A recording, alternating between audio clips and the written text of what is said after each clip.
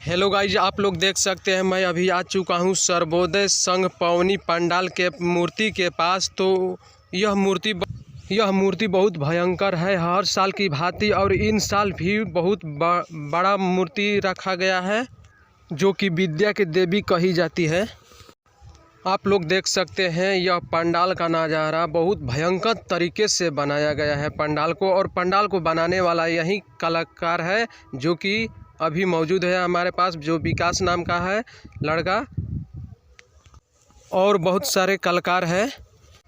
सरस्वती पूजा सर्वोदय संघ पवनी का पंडाल है जो कि पवनी गांव के 8 वार्ड में पड़ता है।